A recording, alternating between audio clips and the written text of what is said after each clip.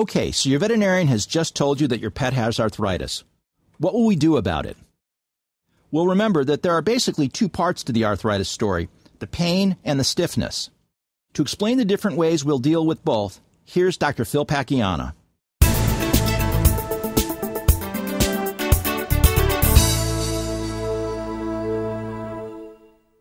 Whenever we see a patient that is uncomfortable, either from our examination or from the owner's description of what they're doing at home, that becomes our priority to alleviate that pain.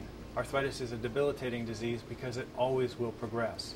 Once it's present, once there's a particular problem in the joint that allows arthritis to develop in the first place, it will always get worse. And how quickly it gets worse and over what time frame is what we have a bit of control over. We can't reverse arthritis, but we can impact the progression of it. Dog and cat, they have the same bones that we do, but a little bit different anatomy. They walk on their fingers and their toes, so their ankle, unlike our ankle, is up in the air. It puts a little bit of different pressure on their joints. It's very rare that we know exactly what's going on before the patient presents to us, so we'll always do an examination, even if the owner's sure of what the problem is, to make sure that he's not painful anywhere else, and to identify and characterize the problem. We'll go up and down the whole leg and move each joint during the range of motion that it should, and make sure there's no abnormal range of motion. For the ankle, for example, it should be able to flex all the way up, much more than our ankle would, and to straighten out pretty fully. It shouldn't go back and forth, no side-to-side motion, and Crosby's ankle is very tight. It shouldn't be swollen. There shouldn't be any extra joint fluid or effusion. We can feel the Achilles tendon, the same tendon that we would have from our calf muscle, and just to feel the anatomy. We're looking for signs of swelling, of pain, and for any abnormal motion.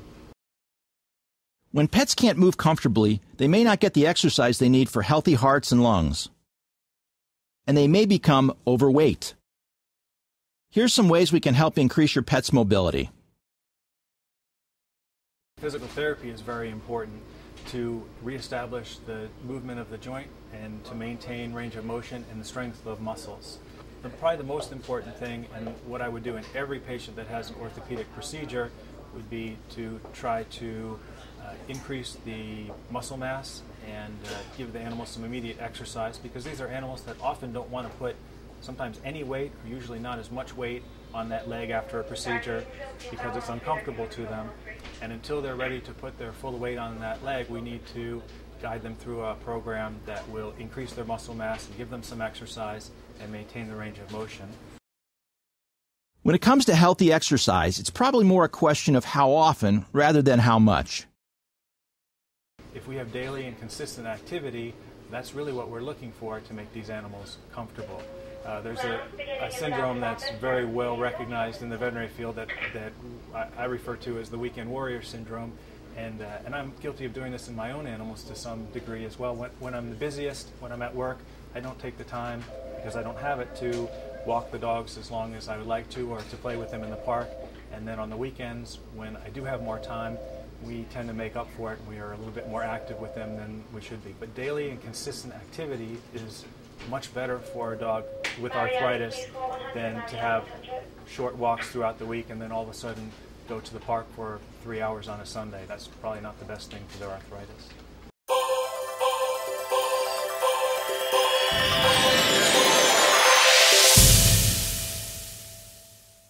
There's just so many options that are available to us now, medications, surgeries, different procedures that can alleviate a pet's pain no matter what the condition is. And so I would encourage anyone who is concerned about their animal's comfort to visit their veterinarian to see what can be done to alleviate it. There's just no reason for an animal to suffer. Even if you fed your pet perfectly and given them plenty of proper exercise, arthritis may not be completely preventable.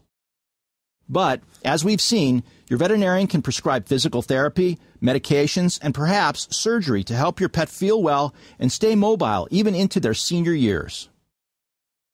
Please feel free to ask me about your pet's arthritis or any other questions you might have about pets and vets. Just click where you see the words, Ask Dr. Larry.